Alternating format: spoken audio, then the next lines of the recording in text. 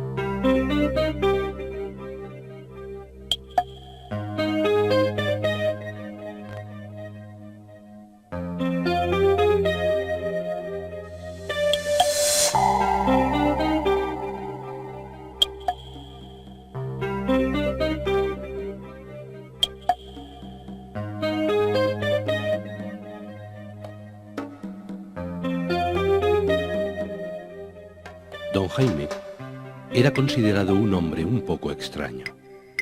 Su conducta no era desde hacía algún tiempo lo que pudiera considerarse normal. Ese día, cuando le vi llegar por la entrada principal del hotel, me apresuré a saludarle.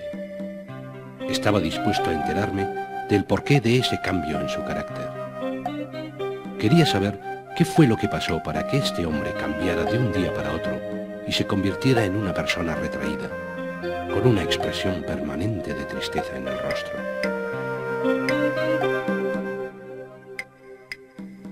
Contestó a mi saludo en forma distraída.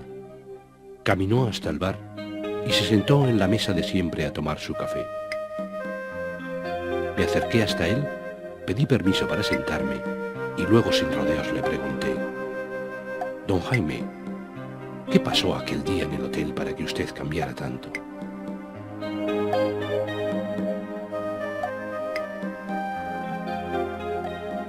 Me miró durante un momento, continuó con su café y luego me dijo que fuéramos a su despacho para hablar más tranquilos. Una vez allí, y sin ningún preámbulo, como deseoso de quitarse un peso de encima, comenzó su relato.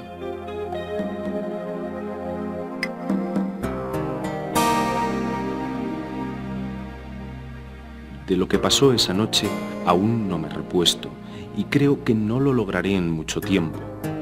Los empleados habían terminado de dar los últimos retoques a la decoración del hotel y yo fui a ver si todo estaba a punto, ya que al día siguiente era la inauguración. Cuando me iba, recordé que no había revisado aún la sala de fiestas donde se realizaría el cóctel. La había recorrido casi hasta la mitad cuando empecé a sentir algo muy extraño a medida que me alejaba de la puerta. Era como un sonido muy agudo, pero de 1000 tonos distintos. Al principio me asusté, pensando en algún fallo en las tuberías de agua o gas, pero enseguida comprendí que eso era imposible, y entonces comenzó a picarme la curiosidad.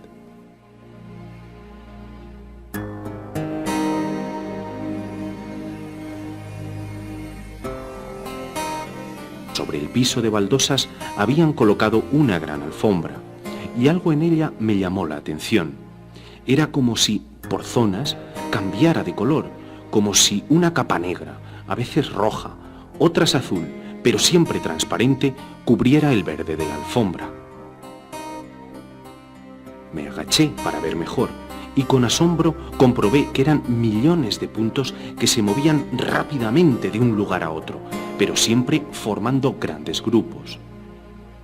Los observé durante un rato con mucha atención y pude darme cuenta que se trataba de seres vivos, bidimensionales, los vidis, que eran largos y anchos, es decir, carecían de altura.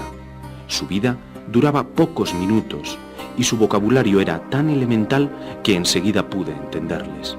Sus cuerpos estaban impregnados por una emanación energética, especie de aura, que pude detectar que variaba de color.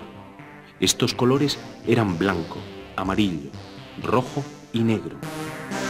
El color azul significaba el estado habitual de estos seres, el blanco evolución espiritual, el rojo significaba violencia, el amarillo falsedad, hipocresía y egoísmo, y el negro odio extremo.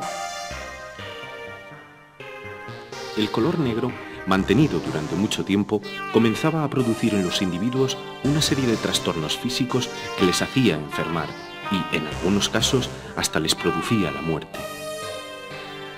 Las palabras que pronunciaban sus semejantes eran interpretadas y filtradas a través de su propio color o estado. Por ejemplo, mientras la palabra adelante significaba ánimo y aliento para un blanco, un azul la interpretaba como orden de caminar, y la misma palabra para un negro significaba dar muerte a sus enemigos. Lamentablemente, los colores que emitían solamente se podían ver desde arriba, y por tanto solo seres tridimensionales podíamos apreciarlos. Su bidimensionalidad les imposibilitaba para apreciar los colores. Con mucho cuidado acerqué mi oído a una de las manchas de la alfombra y me puse a escuchar con atención.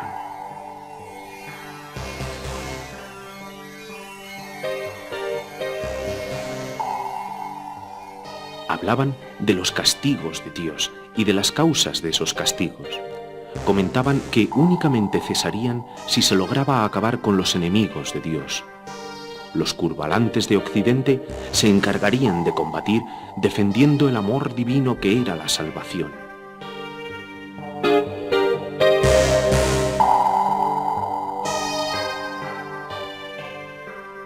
Algo inquieto, fui hasta otra mancha y decían lo mismo, salvo que esta vez los defensores eran los curvalantes de Oriente. Yendo de mancha en mancha, supe que había 5 grupos defensores de Dios y que, aparte de los ya nombrados, eran los curvatrás del sur, los curvatrás del norte y los rectilíneos. Logré localizar una escuela donde un maestro de los curvalantes de Occidente narraba a sus alumnos algunos pasajes de su historia pasada.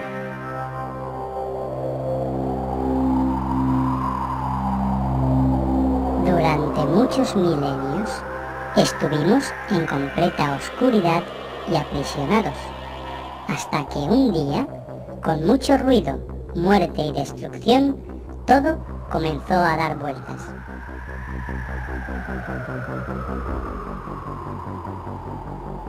Cuando aquel periodo maldito, el periodo espiral, terminó, apareció la luz. No sabíamos de dónde venía ni qué era, pero allí estaba y aún está. A partir de ese momento, podíamos ya comunicarnos con toda facilidad y era más sencillo encontrar comida, pues al no estar aprisionados, podíamos desplazarnos con más comodidad.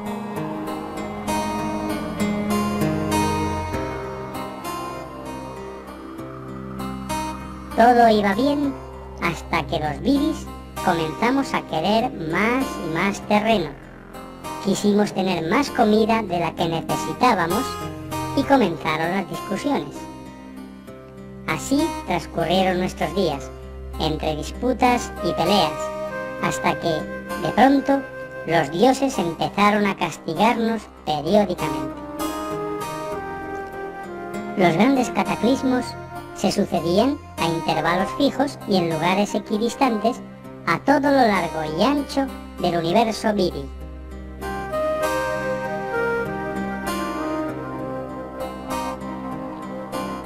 Esos dioses trajeron la destrucción y la muerte. Miles y miles de viris murieron. A pesar de todo, seguimos discutiendo y luchando los unos contra los otros, por lo que los dioses continuaron castigándonos. Ahora se han detenido. Muy cerca de aquí fue el último castigo. Hoy iremos a verlo y rezaremos a Dios para que nos ayude, pues el deber de los niños es orar hasta que tengan la edad suficiente y puedan ir a la guerra a defender la verdad.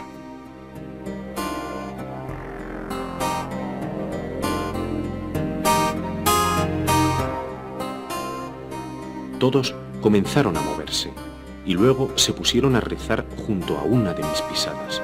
Entonces me llené de horror. Mis pisadas eran consideradas como un dios, o sea, que yo había matado miles y miles de esas pequeñas criaturas. De repente, pensé en la fiesta del día siguiente y la catástrofe que supondría para esos diminutos seres bidimensionales que la sala se llenara de gente.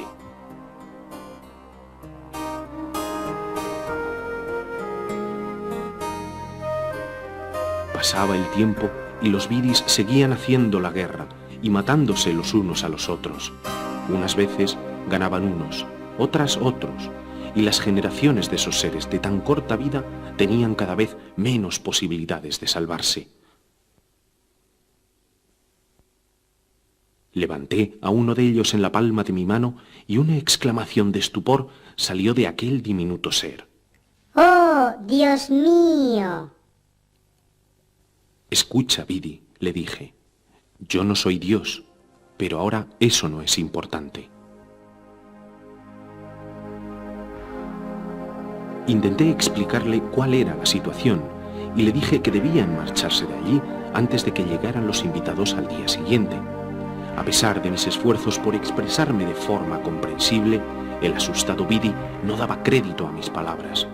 Y como yo advirtiera en su expresión que seguía identificándome con Dios, me vi obligado a usar palabras como castigo de Dios, salvación, etc., para conseguir mi propósito. Al fin, cuando hubo comprendido mi mensaje, le dejé nuevamente en la alfombra y el Vidi se puso de inmediato a trabajar. Al poco tiempo se había formado a su alrededor un pequeño grupo que colaboraba con él y juntos recorrían los distintos grupos contando lo que yo le había explicado. Los vidis comenzaron a seguirle cada vez en mayor número. Esto hizo que los jefes y sacerdotes del culto vidi comenzaran a preocuparse. Entonces le acusaron de faltar a la ley y le mataron, estableciendo que castigarían del mismo modo a todos los que pensaran como él. Sus seguidores se dividieron y continuaron trabajando en secreto, formando pequeños grupos que crecían poco a poco, cosa que yo notaba claramente por su cambio de color, pero esto era lento, muy lento, debido al hermetismo que guardaban. Pensé que debía intentar otros métodos para los que no conocían esta forma de trabajo. Observando las puertas, comencé a gritar a los que se encontraban más cerca de ellas. ¡Adelante! ¡Adelante está la salvación! Oíd, oíd. Dios nos habla y nos indica la verdad. Como veis, los curvalantes de Occidente teníamos razón. Si alguien tenía alguna duda, ya no la debe tener, y si sigue dudando, es un traidor que merece el destierro y la muerte. Matemos a los enemigos de Dios. Lo mismo ocurrió con los curvatrás del sur, los curvatrás del norte y los rectilíneos. De nuevo la guerra, con más bríos cada vez. Aquello era lamentable. La noche terminaría, llegaría la fiesta y todos esos diminutos seres morirían, o por lo menos millones de ellos.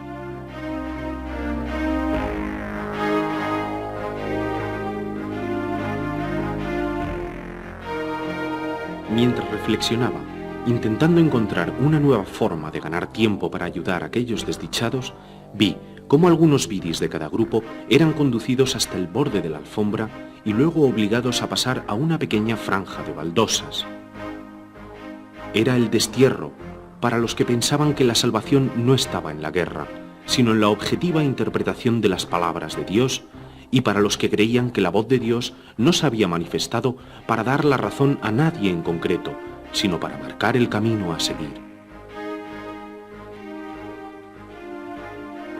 Eran los seguidores de aquel que yo cogiera en mi mano y a quien posteriormente mataron por difundir mi mensaje. Eran los condenados por haber tenido el atrevimiento de exponer mi mensaje y sus pensamientos públicamente. En la región de la muerte acabarían muriendo por falta de alimentos y las bajas temperaturas.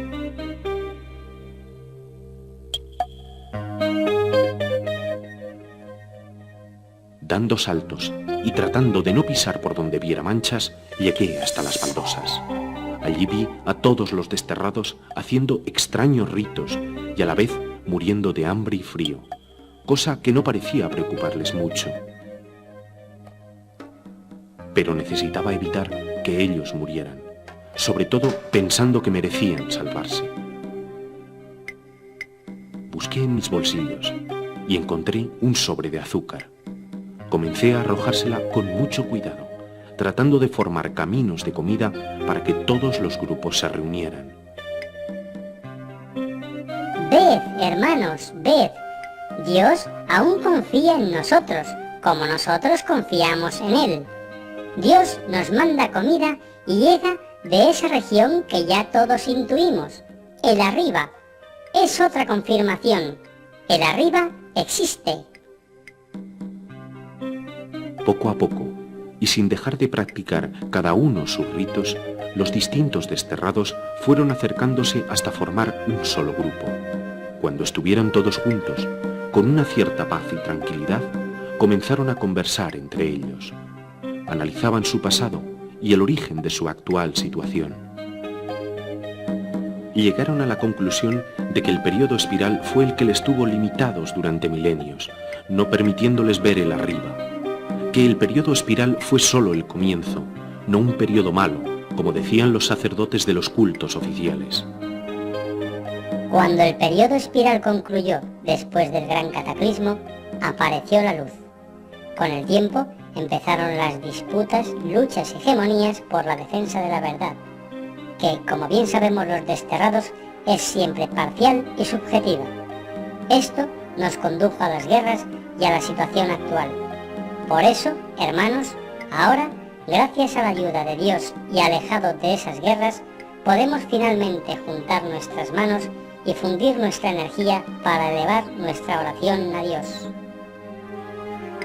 Al juntarse todos y unir sus manos, comprendieron cuál era la verdad de lo que intuían. Observé cómo en aquella relativa paz, algunos, los más avanzados, comenzaban a despertar su intuición, e incluso llegué a escuchar palabras como estas. Ahora ya estamos seguros. Si trabajamos, si nos movemos, podremos llegar a ser tridis. Ascenderemos de dimensión, y en esa dimensión los días duran siglos, los meses milenios y los años miles de milenios. Viviremos en 3 dimensiones.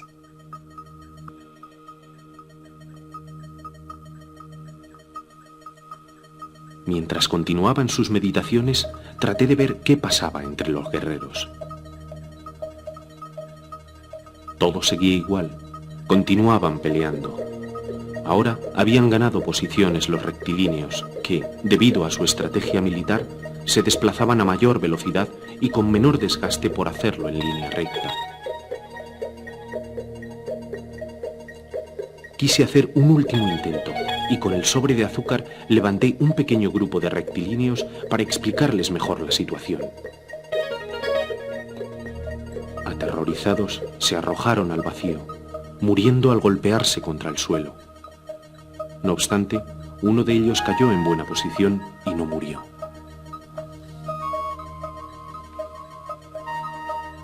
Cuando se hubo recuperado del susto, corrió a reunirse con los suyos y comenzó a explicarles lo sucedido, pero llegaron los jefes del ejército y se lo llevaron.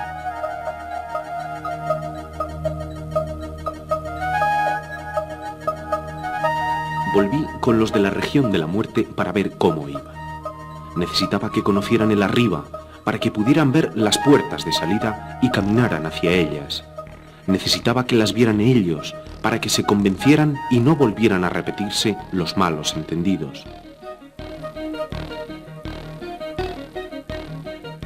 Observándoles un momento, pude ver que algunos de los más brillantes congregaban a otros a su alrededor. Habían organizado un ingenioso rito que, a pesar de su lentitud, conseguía dar el resultado de que al menos uno lograba ver el camino.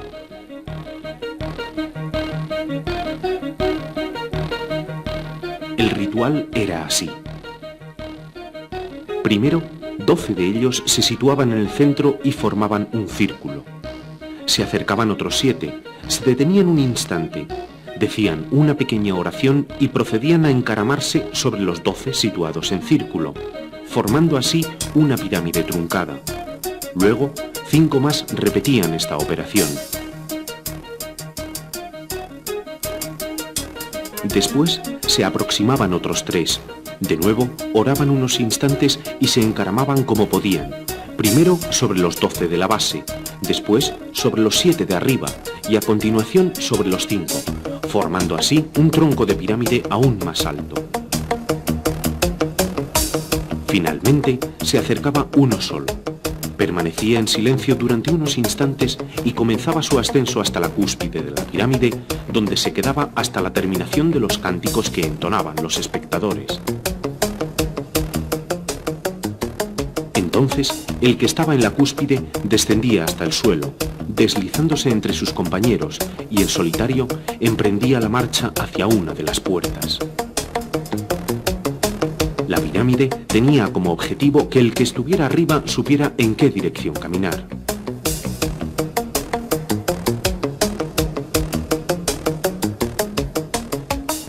Cogí al que se marchaba en dirección a la puerta y le pregunté el porqué de este ritual.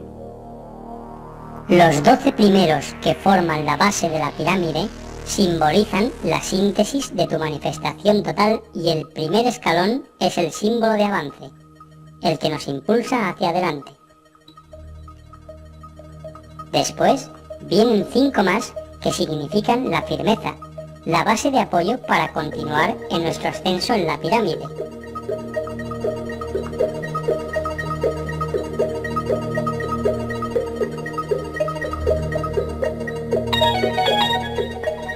Los 3 siguientes significan la toma de conciencia de las 3 dimensiones que se logra cuando se ha ascendido mediante el trabajo y el servicio. Y el último es la integración definitiva en la 3ª dimensión, el que ve el camino e inicia la marcha hacia la salvación.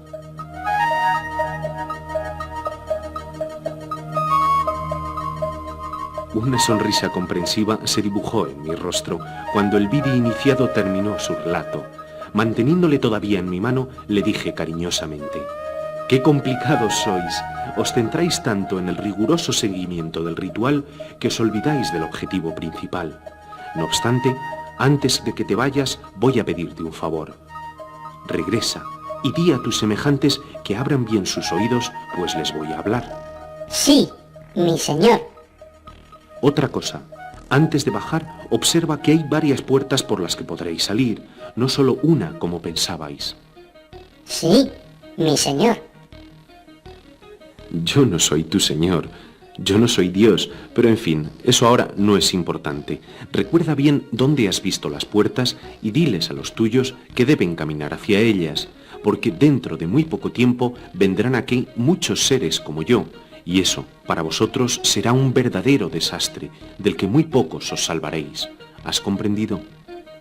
Sí, mi señor. Una cosa más.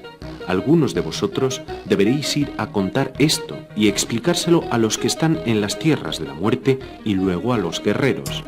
Además, los primeros que vayan saliendo por las puertas deberán regresar y convencer con su seguridad a los más rebeldes. Todos debéis salir de aquí cuanto antes. Depositándole nuevamente en el suelo, entre los demás Vidis les dije: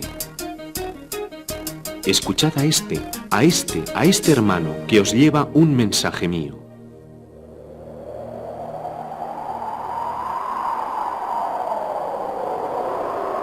Nada más llegar, explicó lo que yo le había contado sobre lo que iba a pasar, y muy rápidamente para mí, aunque para ellos fueran años, se pusieron en movimiento. Cuando les vi moverse, les fui arrojando azúcar, señalando su camino para que no murieran de hambre. Otro grupo, encabezado por el que yo había levantado del suelo, comenzó a moverse hacia la región donde estaban los guerreros combatiendo.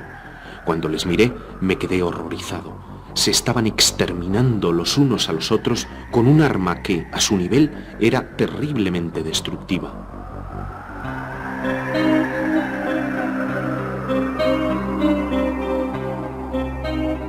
habían fabricado con las ideas que les había dado aquel que sobrevivió al golpe. Ellos no sabían ni siquiera cómo actuaba, pero sabían sus efectos devastadores y la empleaban todos contra todos.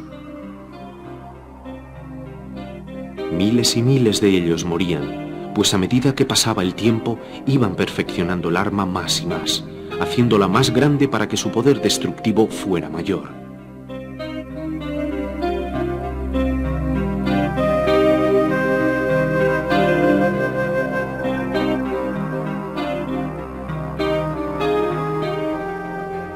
El grupo de desterrados logró por fin llegar al lugar de las peleas y, camuflándose entre los guerreros, comenzaron a trabajar. Explicaban la situación y la forma de salvarse a los que estaban más predispuestos a escuchar. Muchos de ellos les comprendieron y cesaron de pelear.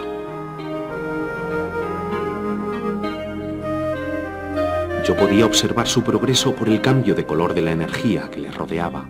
Formaron un grupo tan numeroso que llegaron a presencia de los sabios que estaban trabajando afanosamente en los laboratorios, perfeccionando una nueva arma tan poderosa que terminaría con todos los enemigos.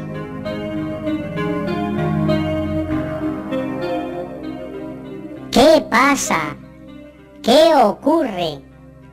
¿A qué viene tanto alboroto?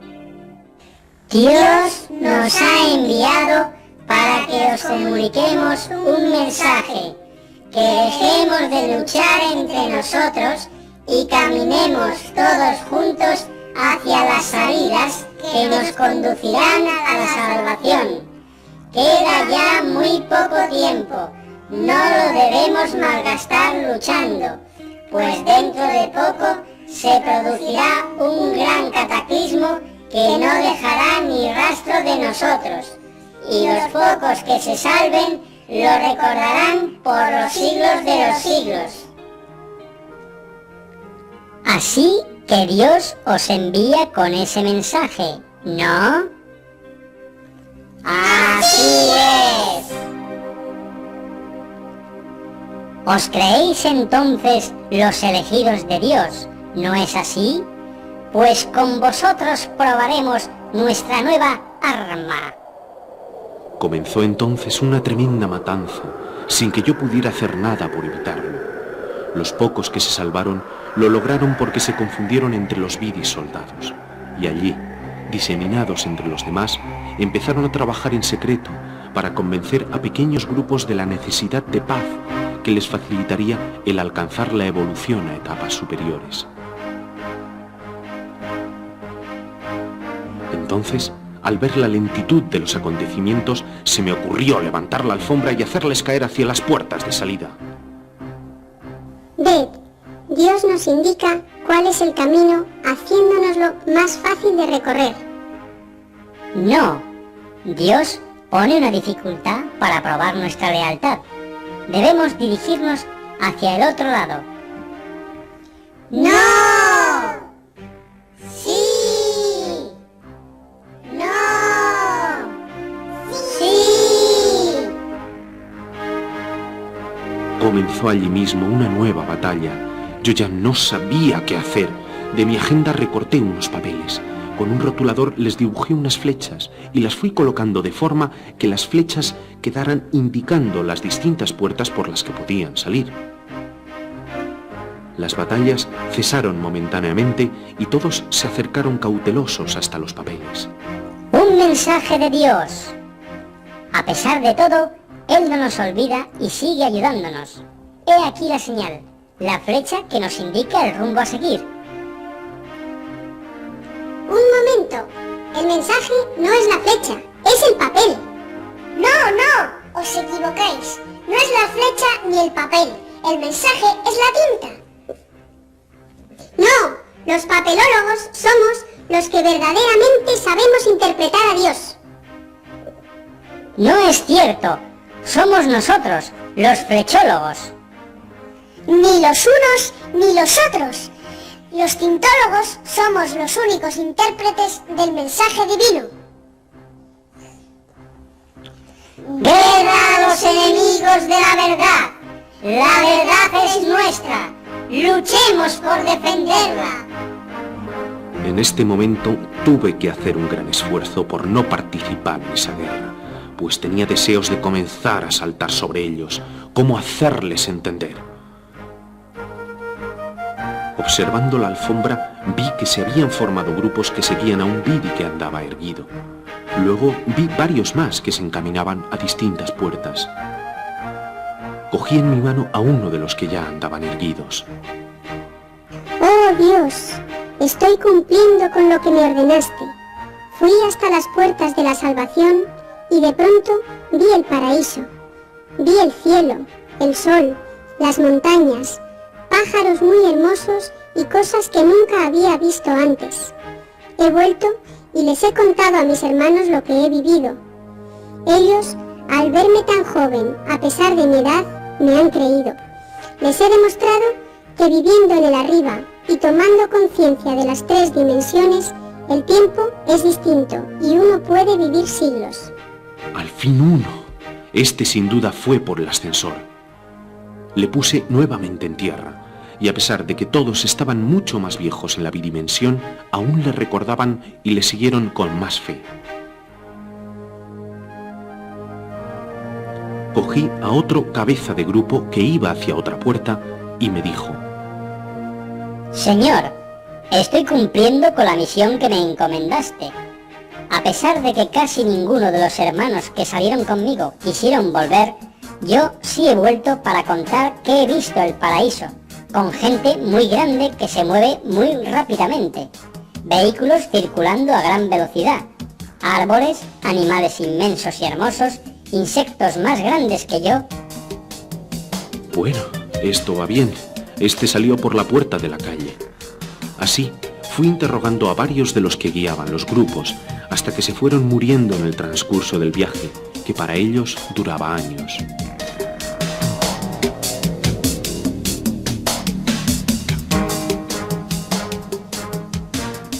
Varios grupos se cruzaron en un lugar, puesto que no iban a las puertas que tenían más cerca, sino a las que había visto el guía que les marcó el camino.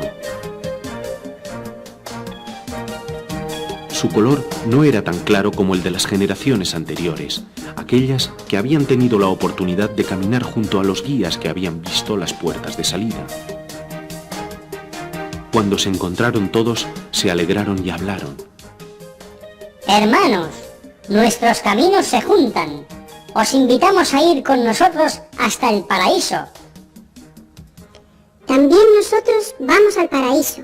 Y no tenemos ningún problema en ir juntos hacia esa maravilla, donde se ven montañas, el sol, las nubes, pájaros hermosos y tantas otras cosas nuevas.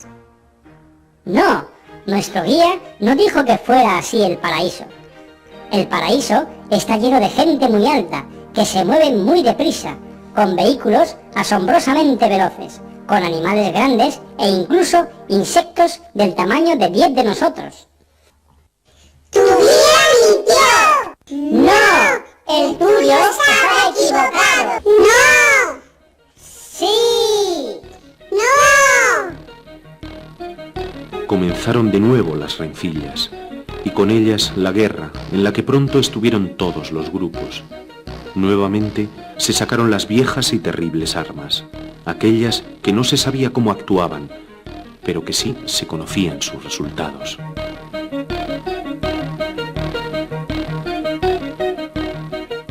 La hora de la fiesta se acercaba y yo no veía forma de solucionar aquello. Entonces me decidí a salvar a los que estaban un poco aislados, sin participar en la guerra, y que eran el resultado de los que sobrevivieron a la matanza de mis mensajeros. Vi que eran muchos. Unos hacían las pirámides, otros se ayudaban mutuamente a caminar erguidos, apoyándose unos contra otros, de dos en dos. Otros simplemente intentaban erguirse. Los más gritaban pidiendo mi ayuda. ¡Padre nuestro! ¡Ayúdanos! Fui juntándoles y metiéndoles en mis bolsillos, pero no podía salvar a todos. Eran demasiados, y apenas faltaban 2 horas para la fiesta. Entonces salí a pedir ayuda y vinieron unos amigos.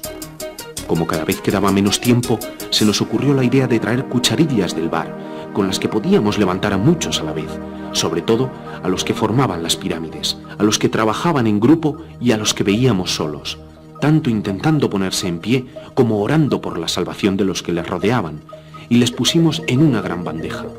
Así continuó la operación rescate.